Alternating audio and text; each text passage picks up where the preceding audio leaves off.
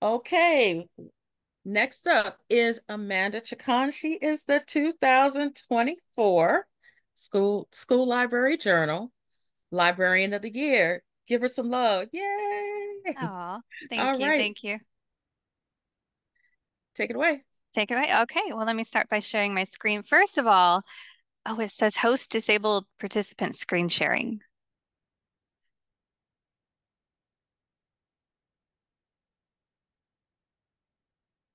Casey?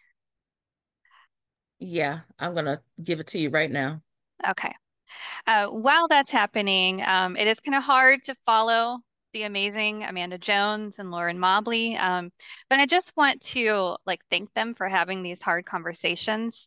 If you're someone like me, and I am in Texas, I'm in Houston, where we have some troubles and then some districts do not have troubles.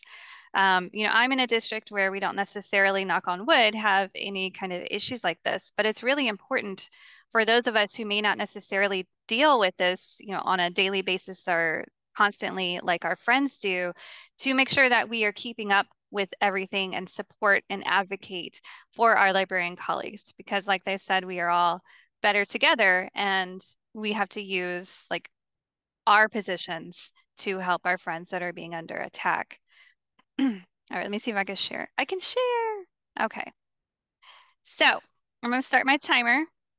This presentation, guys, is actually quite long. So what I'm going to do is you can pull it up yourself or, finish it later. I'm definitely not going to get through all of it today because I want to honor everyone's time. So first of all, hi, my name is Amanda Chacon. I am a librarian in Texas. And let me get my screen ready here. Okay. A little bit about me if you want to follow me on the socials. I am transitioning to a new school in my district, the high school. There's only one high school in my district. But prior, I was the librarian at an elementary school for about 7 years.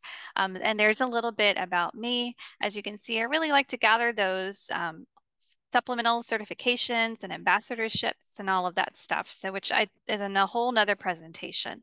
And then like Casey said, I am very honored and humbled and surprised to be the School Library Journal's School Librarian of the Year for 2024. Okay, so my presentation is called STEAM in the Stacks because I'm a STEM certified librarian. So why? Why should we integrate STEM and literacy? And I have some links here for you to do a more, deep dive. But if you started reading all of this amazing narrative nonfiction that's coming out lately, like the publishers are on fire with that, you can see easily how literacy and STEM and STEAM really kind of just coalesced together. There's lots of opportunities for us to engage students who might otherwise not be engaged with STEM because STEM is a lot of active learning. It's a lot of project-based learning as well. So I'm going to go through a couple sections here. My first one are some ideas for you to start implementing whether you're in a primary or secondary library. And I'm going to give you ideas for both. Okay. It's called Storybook STEM or it could be STEMbrary. So some of you have already done this, which is fantastic. I love seeing this on Twitter or X, whatever you want to call it, and Instagram. And that's where we read a story and then we do some STEM activities that are inspired or based upon the story. Now, when I first started this, I was in a fixed schedule, meaning I had 50 minutes with the kids. It was just me. I did not have any assistant. I think we had 900 kids at the school at this point. So I had about 40 to 45 children, if you can imagine that, just me and the library, this vast space. So I had to think of a way to really engage them and make them focused on what they're doing so that they don't wander around and literally jump on the shelves. Um, so what we would do is we would come in, we would read the story, whatever it is I felt like choosing, or how I wanted to support the teachers with their objectives and TEKs, as we call them in Texas.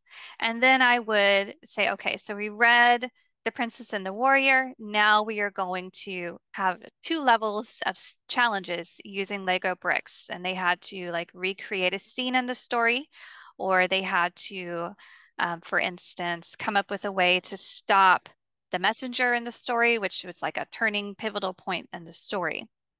Now, what I've done for you guys is I've given you a folder of STEM plans. I'm going to pull it up real fast here so you can see. If you're like, this sounds great, but I don't know where to start, or I need a lesson plan, Amanda, then this has that in it. It also has so there's a lesson plan there, and then it has my presentation that I show the kids and the teachers. So this started just out of me trying to get the kids like seated and not wandering around, and engaged and learning. And then it just kind of blew up from there.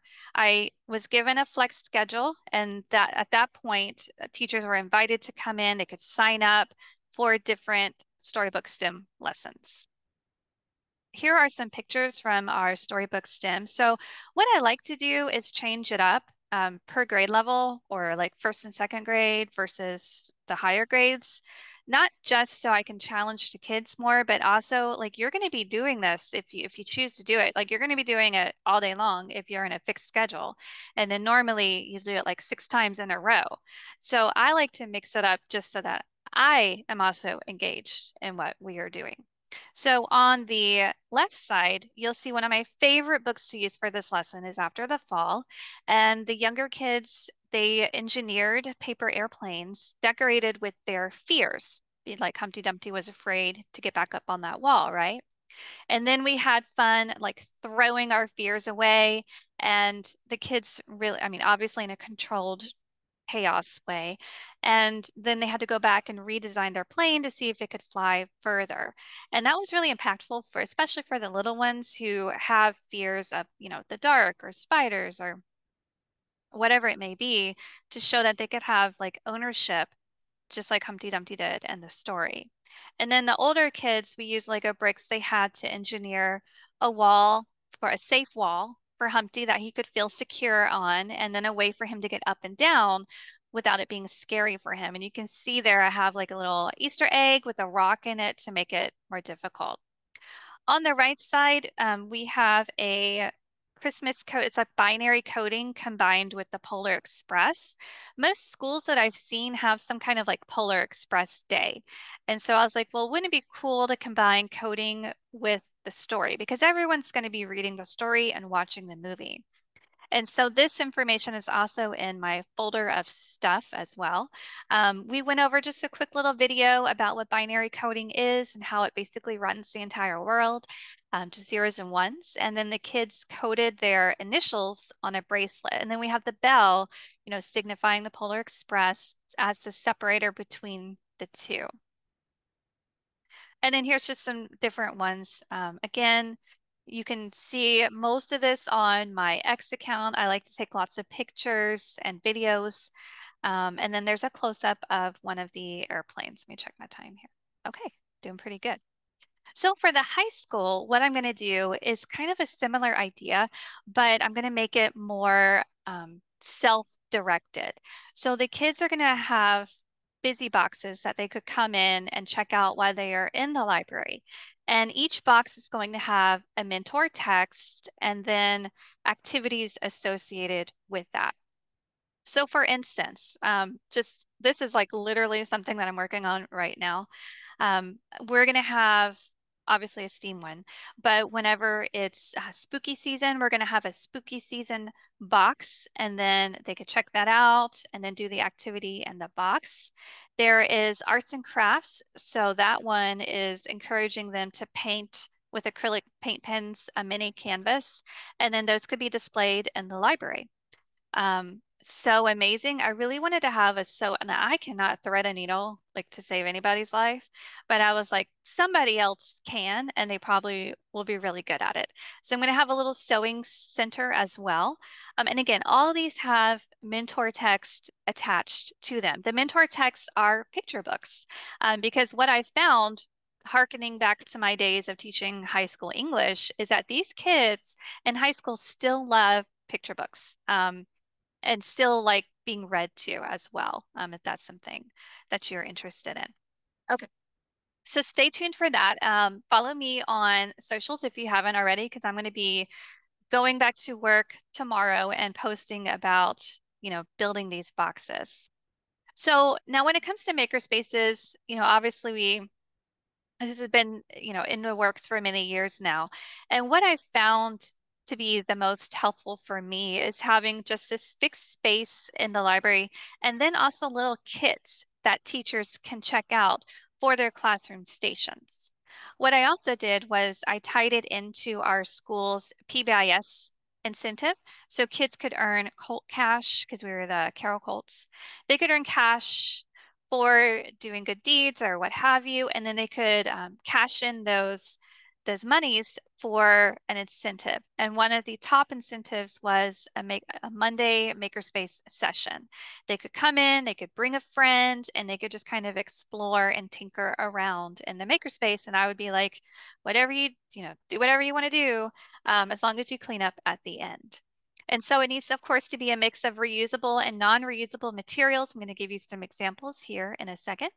But what I've found to be the most successful for stocking this makerspace is asking people in my neighborhood group on Facebook, hey, I'm a librarian at such and such, and I'm creating, a makerspace or whatever it is. Does anybody have any Lego bricks that they're not using? Any snaps? I mean, you would be surprised because parents are cleaning out those playrooms and thanks, Megan. Hold on real quick. And they are eager to give away that stuff. So I get a lot of donations that way. And the younger generation, not as millennials or Gen X, actually I'm Gen X, they're not on Facebook. So what I do is I post on their behalf. So for instance, our STEM teacher last year, she's not on Facebook, because she's a younger girl. And I posted for her, hey, our STEM teacher is looking for X, Y, and Z. And she got her stuff like fully stocked. It's just really cool. So that's just an idea for you. Some of this, some of this stuff within are pictured here. And again, this is like, nothing new here. But what I like to do is bring an element of choice and surprise through the STEM challenge wheel. And that's a wheel I got from IKEA. I don't think they sell it anymore, but there are like knockoffs now, which is kind of cool. And then I got the template of Teachers Pay Teachers, and I just edited the template to reflect a STEM challenge or a STEAM challenge that could be with any kind of materials. So whether it's paper or Kiva planks or magnet tiles, as you could see on the bottom. So they could spin it and they could land on like build the tallest tower you can, build something you would find in a forest. And then they would, have to do that. That's only if they didn't know what they were doing. Like some of them are like, I want to go to the makerspace and they're there. And then there's just like a little overwhelming and they're like, deer in headlights. I say, well, spin the challenge wheel and I'll get you started. Okay. So next I want to talk about STEAM stations a little bit more in depth because I'm finding this is getting more and more popular, not just for the younger grades, but for the older grades as well. So I like to use, when I was in elementary school, I like to use these when I was in a fixed schedule, but also for those like weird random days where they're like, we're gonna, hey, surprise, you're coming into work and we're completely changing the schedule today because we have a special assembly or whatever. Then I'm like, okay, this is a station day for sure. So I would on this like massive cart, I would roll it out and on the cart there would be different choices for the students. They would have to work together as a table to decide what station they want as a table. So it's not like each kid gets a different station or anything like that. So right away they're already talking, collaborating, you know, trying to convince others like, oh no, I want to do Ozobots. Here's why we should do Ozobots. So you're getting that language already. And the whole point is just to have them explore what they're interested in. So I would have like the Zen water painting boards. I would have coloring. I would have a stick together center. Obviously, Legos. I would have a board game center, just one. And that one was like always like hotly contested and so popular. Everyone wanted that one. This also was an incentive for the kids. So again, I'm talking to those of you that have the kids on a fixed schedule. They come in, not teacher directed usually. And so this is a way, okay, I'm looking for the best table that came in. They're going to get to choose first. And then, once that station is chosen, if that's the only one, then that's it. We're done. Um, okay. And then I also like to have, kind of like the STEM challenge wheel, but STEM challenge cards. And these can be used with the older kids too. I found a lot of them for free, but there's also some on Teachers Pay Teachers as well. I just kind of put them on a little whiteboard. And if again, I see kids like with the Kiva playing or with the Magnetiles, like, I don't know what to do. I'm just like mindless. Like, I'm not really engaged. I'm just kind of doing it to do it. I would put a set of these in front of them and be like, okay, let's flip through and find a challenge you want to do, or like do 3 challenges by the time you leave. Something like that to give them a little bit more direction. Here's a way that I organize it. Because again, like I told you, I first came in like with 900 kids into school. It was just me, 40 plus kids. It was just a little chaotic. So you can see I had 10 tables of four, um, going up to 12. So at least 40 kids. And as they chose, like, okay, table three, what center are you going to be doing? As they chose their center, I would put it into the pocket chart so everyone knows exactly what they're supposed to be doing. Because sometimes you have those kids that maybe are upset they didn't get the center they wanted and they kind of, want to wander around. This way I know, okay, you sit at table 7, you're supposed to have Ozobots. Or you sit at table 9, you're going to be doing poetry or what have you. So at the bottom there, guys, are the Zen boards. And I just want to say a quick little word for them. I'm not associated with them in any way, by the way. Um, but I live in Houston, which is extremely humid and gross. And those things are like 6 years old and they're just going like they're brand new. Like there's no mold. Like the kids put them up still wet and there's just no mold and no issues with them. So like that's a fantastic investment. If you want to add that to your Amazon wish list. Let me check my time. Doing okay. All right. Already talked about the STEM challenge wheel. Um, there's some Lego poetry that I did where I just kind of taped words onto different Lego pieces. And I found that a lot of teachers check these out. So that was something that was relatively simple, relatively quick. I just asked for Lego Duplos to be donated again from that Facebook neighborhood group and printed out some words and just kind of taped it on there. So that's something that can help the teachers with their learning objectives as well.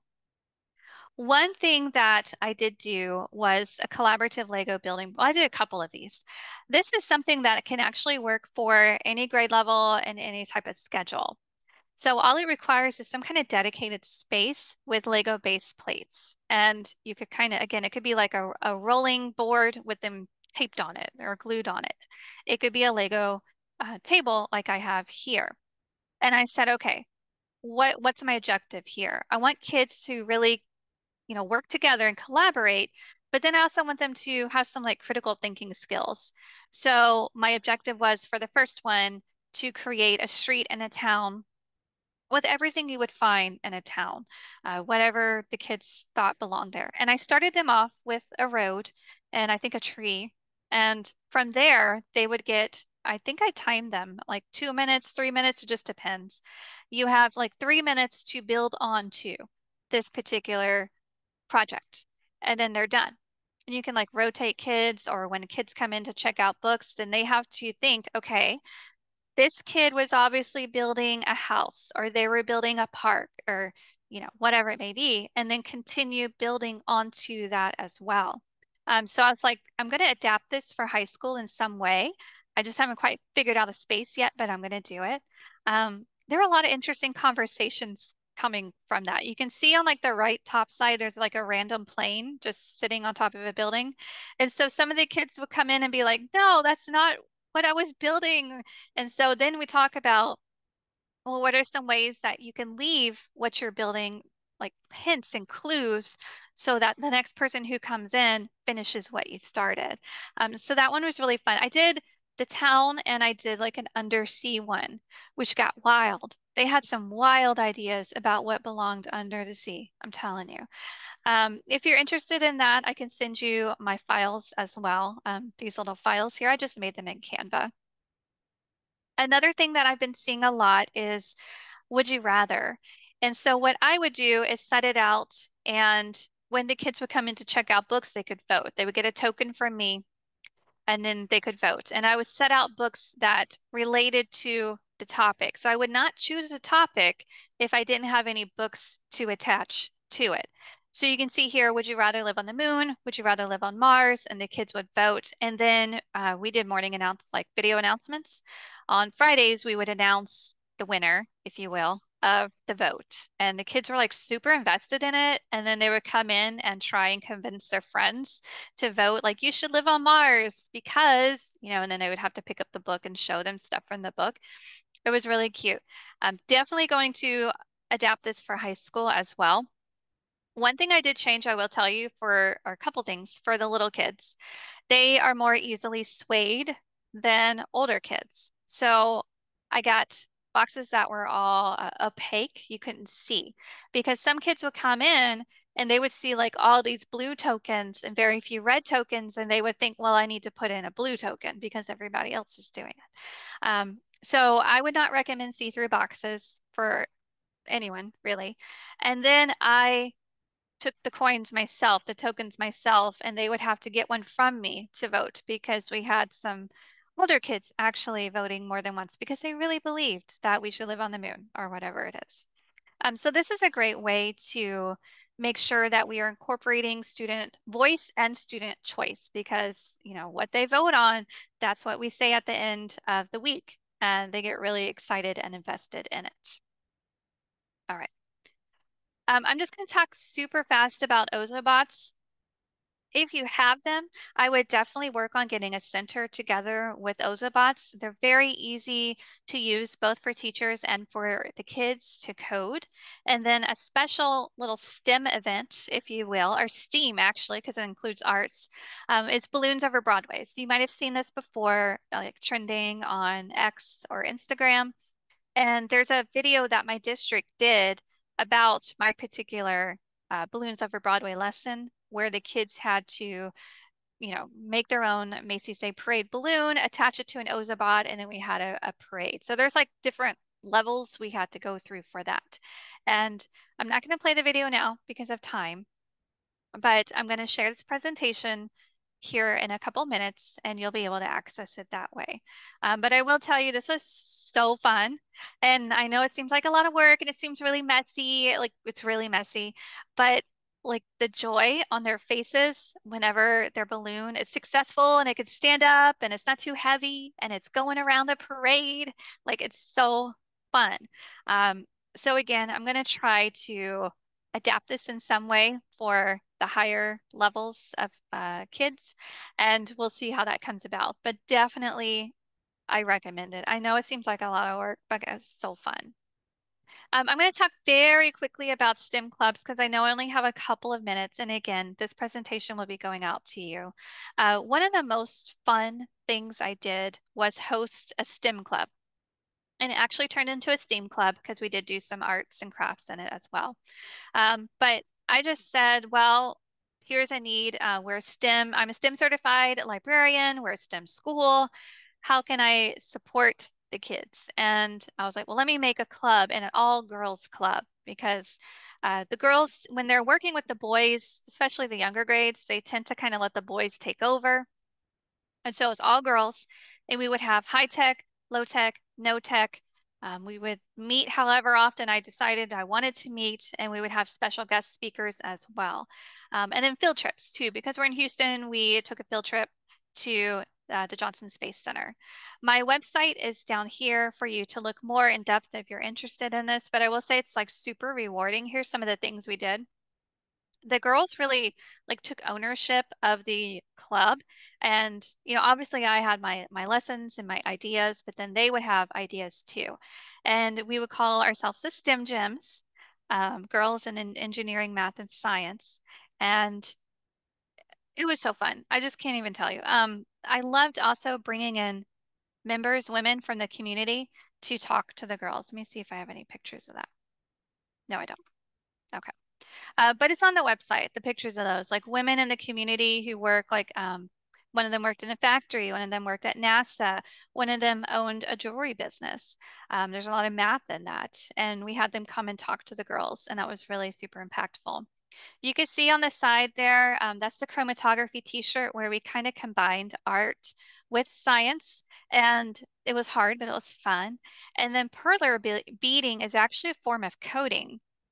And so we learned a little bit about that. And then we did our Save a Stuffy. If you're interested in more about Save a Stuffy, I would love to talk to you about it. It's just a whole project where the girls adopt an injured stuffed animal and design a prosthetic for that animal. So there's a lot of real world applications here. We taught the girls Tinkercad. They would go into Tinkercad, create the prosthetic, and then we would 3D print the prosthetic. And then they would have to attach it to the animal somehow. Again, those stuffed animals were all donated by people in my neighborhood who wanted to get rid of all the stuffed animals in their playroom. Okay, so I'm going to stop there and take a look at the chat. Stop share. Okay, and see if you guys have any questions, let me know. I know our next guest is coming up soon, Dr. Joyce Valenza. Amazing, by the way. Let me drop the link. Amanda, you have so many good ideas that can be implemented across the board, K-12. And I'm just thinking like, I could do that. I could do that. I could do that. Oh, Awesome. Yeah, I want to see it. Definitely, like if you try something, tag me. I would love to see it. There's a link to the presentation because there's more, but time. And I would absolutely love to talk to you more about funding and all of that, but I am out of time. I do not have a healthy library budget, guys. No, like absolutely not. So donations and advocating for the kids and being really like vocal about it was really important to me. I got a lot of grants. Um, so I really learned how to write grants and then I just ask people, like, can you help? Because the worst they can say is no, and then you're just right back where you are anyway. that's right. So yeah. That's right. Yeah. Yeah. Tell me about it. So, Amanda's presentation is in the chat, but also I'm glad you did bring that up. There is going to be a one pager for all attendees with all the presenters' resources. We will post that at the end of the entire conference. So that will be posted hopefully by Sunday, along with the certificate of participation. You'll get that one pager. So, I don't know if you answered this question. I see, can you tell us more about purchases? Oh, I think you did. You did. Okay. I think you got it. But yeah, you got a lot of great ideas. I'm interested in looking at the rest of your presentation. Amanda, thank you so much. Appreciate it. I appreciate you coming in this morning and sharing all these goodies. Thank you for having me and thank you for doing this, Casey. No, thank you again. All righty. Take care.